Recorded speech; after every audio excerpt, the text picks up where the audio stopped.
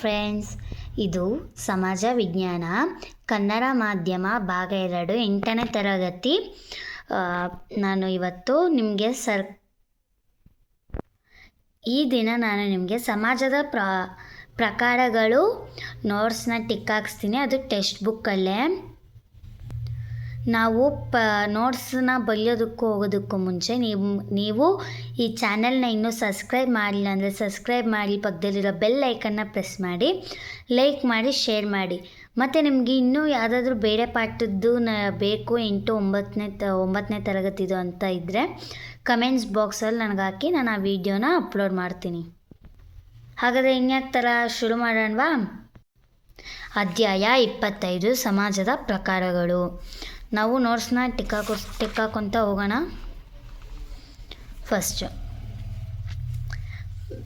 ಬೇಟೆಯಾಡುವ ಸಮಾಜದ ಸದಸ್ಯರು ಬೇಟೆಯಾಡಲು ಡ್ಯಾಶ್ ಆಯುಧಗಳನ್ನು ಉಪಯೋಗಿಸುತ್ತಾರೆ. ಇದಕ್ಕೆ ಆನ್ಸರ್ ಬಂದುಬಿಟ್ಟು ಮುಂಚೆ ಎಲ್ಲ ಕಲ್ಲಿನ ಆಯುಧಗಳನ್ನ ಬಳಸ್ತಾ ಇದ್ರಂತೆ ಹೋರಾಟ ಮಾಡೋದಕ್ಕೆ, ಬೇಟೆಯಾಡೋದಕ್ಕೆ ಎಲ್ಲ. ಎರಡನೇ ಪ್ರಶ್ನೆ, ಕೃಷಿ ಸಮಾಜದಲ್ಲಿ ಉಳುಮೆಗೆ ಡ್ಯಾಶ್ ಬಳಸುತ್ತಾರೆ. ಏನು ಬಳಸ್ತಾರೆ? ಮುಂದೆಯಿಂದ ಅಲ್ಲಪ್ಪ, ಹಿಂದಿನ ಪದ್ಧತಿ ಅಲ್ಲ ಫ್ರೆಂಡ್ಸ್. ಇಲ್ಲಿ ನಡುಗೂ ನಾವು ನೇಗಿಲನ್ನೇ ಉಪಯೋಗಿಸೋದು ಕೃಷಿಗೆ ಮಾಡಬೇಕು, ಕೃಷಿಲಿ ಉಳುಮೆ ಮಾಡಬೇಕು ಅನ್ನೋದಕ್ಕೆ.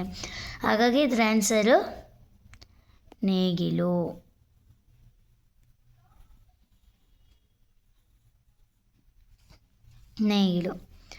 ಕೌಶಲ್ಯದ ಕೆಲಸ ಹಂಚುವುದು ಡ್ಯಾಶ್ ಎಂದು ಹೆಸರು.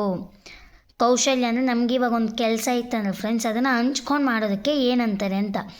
ನಮ್ಮ ಪುಸ್ತಕದಲ್ಲಿ ಬಂದುಬಿಟ್ಟು ಇದನ್ನು ಶ್ರಮ ವಿಭಜನೆ ಅಂತ ಹೆಸರು ಕೊಟ್ಟಿದ್ದಾರೆ. ಇದಕ್ಕೆ ಹಾಗೆ ಅದನ್ನು ಶ್ರಮ ವಿಭಜನೆ ಅಂತ ಕರೀತಾರೆ ಫ್ರೆಂಡ್ಸ್. ನೆಕ್ಸ್ಟ್, ಎರಡನೇ ಮೇನು, ಕೆಳಗಿನ ಪ್ರಶ್ನೆಗಳನ್ನು ಉತ್ತರಿಸಿ. ಪಶುಪಾಲನಾ ಸಮಾಜ ಎಂದರೇನು? ಇದಕ್ಕೆ ಆನ್ಸರ್ ಬಂದುಬಿಟ್ಟು ಫ್ರೆಂಡ್ಸ್, ನಮಗಿಲ್ಲಿ ಟೆಕ್ಸ್ಟ್ ಬುಕ್ಕಲ್ಲಿ ಪಶುಪಾಲನಾ ಸಮಾಜ ಅಂತ ಕೊಟ್ಟಿದ್ದಾರೆ. ಇಲ್ಲಿ ನೋಡಿ, ಇಲ್ಲಿಂದ ಹಾಕ್ಕೋಬೇಕು. ತಮ್ಮ ಜೀವನಾಧಾರಕ್ಕೆ ಪೂರಕವಾಗಿ ಪಶುಗಳನ್ನು ಹಿಂಡಾಗಿ ಸಾಕುವ ಸಮಾಜವೇ ಪಶುಪಾಲನಾ ಸಮಾಜ. ಇದಕ್ಕೆ ನೀವು ಹಿಂಡಾಗಿ ಸಾಕುವ ಸಮಾಜವನ್ನು ಪಶುಪಾಲನಾ ಸಮಾಜ ಎಂದು ಕರೆಯುವ ಅಂತಲೂ ಸೇರಿಸ್ಬೋದು. ಇದು ಆನ್ಸರ್ ಬಂದುಬಿಟ್ಟು ಎರಡನೇ ಮೇನು ಮೊದಲನೇ ಪ್ರಶ್ನೆಗೆ. ನೆಕ್ಸ್ಟ್, ಕೃಷಿ ಸಮಾಜ ಎಂದರೇನು ಅಂತ ಕೇಳಿದರೆ ಇಲ್ಲೇ ಇದೆ ನೋಡಿ ಫ್ರೆಂಡ್ಸ್. ಬೇಸಾಯವನ್ನು ಅವಲಂಬಿಸಿ ಬದುಕುವ ಸಮಾಜವೇ ಕೃಷಿಕ ಸಮಾಜ ಎನ್ನುತ್ತಾರೆ. ಚಿಕ್ಕ ಆನ್ಸರ್ಸು ಫ್ರೆಂಡ್ಸ್. ಇದು ಬಂದುಬಿಟ್ಟು ಎರಡನೇದು.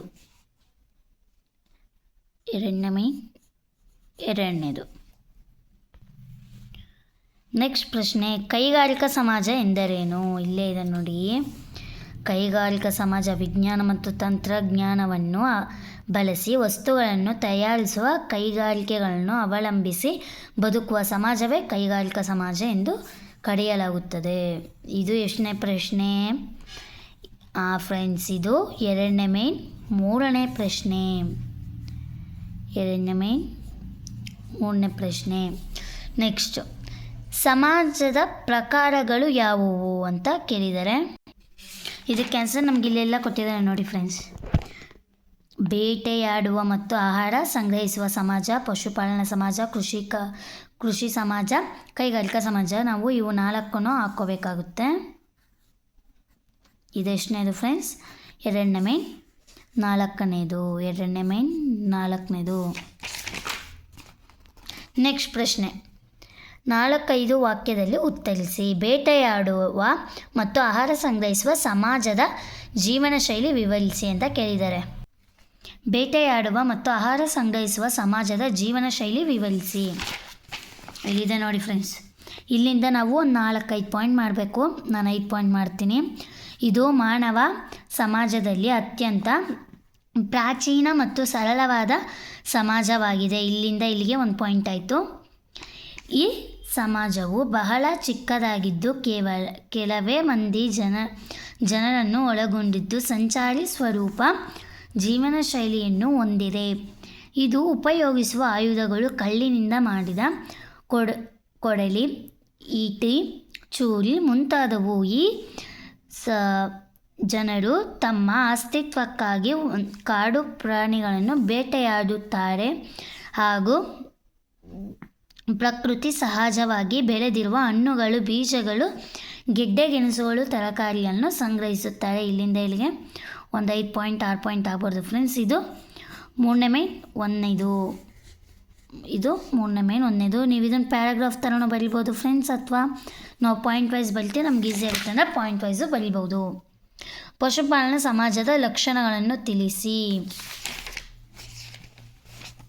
ಇದೆ ನೋಡಿ ಫ್ರೆಂಡ್ಸ್, 3 ಇದೆ, ನೀವು 3 ಬರಿಬೇಕು. ಯಾಕೆಂದರೆ 3ಕ್ಕೂ ನಮಗೆ ಕ್ವಾಲಿಟೀಸ್ ಇರುತ್ತೆ, ಹಾಗಾಗಿ 3 ನಾನು ಬರೆದಿದ್ದೀನಿ. ಇದು ಬಂದುಬಿಟ್ಟು 3ನೇ ಮೇನ್, 2ನೇದು. ಇದು 3ನೇ ಮೇನ್, 2ನೇದು. ನೆಕ್ಸ್ಟು ಕೃಷಿ ಸಮಾಜದ ಲಕ್ಷಣಗಳನ್ನು ತಿಳಿಸಿ. ಇಲ್ಲಿ 4 ಇದೆ ನೋಡಿ ಫ್ರೆಂಡ್ಸ್. ಹೊಸ ಶೋಧಗಳು ಸಾಮಾಜಿಕ ಪರಿವರ್ತನೆಯನ್ನೇ ಸೃಷ್ಟಿಸಿದವು.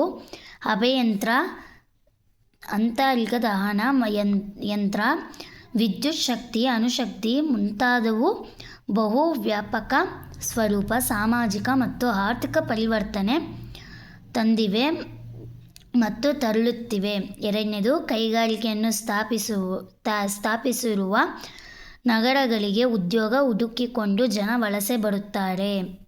ಕೈಗಾರಿಕೆಗಳನ್ನು ನಡೆಸಲು ಶ್ರಮ ವಿಭಜನೆ ಅಗತ್ಯ. ಶ್ರಮ ವಿಭಜನೆ ಎಂದರೆ ಕೌಶಲ್ಯದ ಆಧಾರದ ಮೇಲೆ ಕೆಲಸ ವಿಂಗಡಿಸುವುದು. ಈ ಕೈಗಾರಿಕಾ ಸಮಾಜದ ಎಲ್ಲ ರಂಗಗಳಿಗೂ ಶ್ರಮ ವಿಭಜನೆ ಕಂಡುಬರುತ್ತದೆ. ಒಂದು ದೃಷ್ಟಿಯಿಂದ ಮನುಷ್ಯ ಸಮಾಜದ ಆಂತರಿಕ ಹಂತಗಳಾಗಿಯೂ ಈ ವರ್ಗೀಕರಣವನ್ನು ನೀಡಲು ಸಾಧ್ಯವಿದೆ ಅಂತ ಹೇಳಿದ್ದಾರೆ. ಇದು ಎಷ್ಟನೇದಂದರೆ 3ನೇ ಮೇನ್,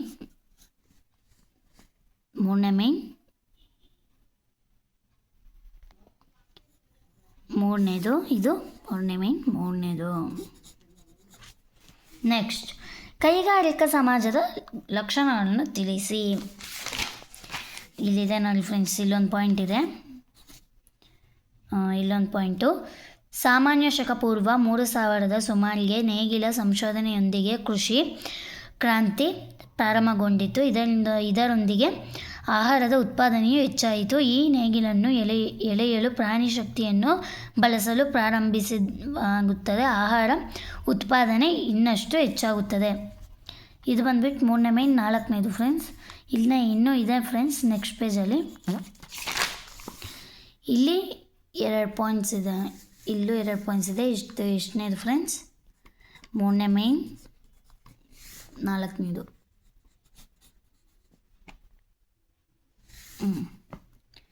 ಇಷ್ಟ ಫ್ರೆಂಡ್ಸ್. ಇಲ್ಲಿಗೆ ಸಮಾಜದ ಪ್ರಕಾರಗಳು ಪಾಠ ಮುಗೀತು. ಈ ನೋಟ್ಸ್ನ ನೀವು ಟಿಕ್ ಹಾಕೊಳ್ಳಿ, ಚೆನ್ನಾಗಿ ಓದಿ ಫ್ರೆಂಡ್ಸ್. ಮತ್ತು ಮರಿಬೇಡಿ, ಈ ಚಾನಲ್ನ ಸಬ್ಸ್ಕ್ರೈಬ್ ಮಾಡಿ, ಲೈಕ್ ಮಾಡಿ, ಶೇರ್ ಮಾಡಿ.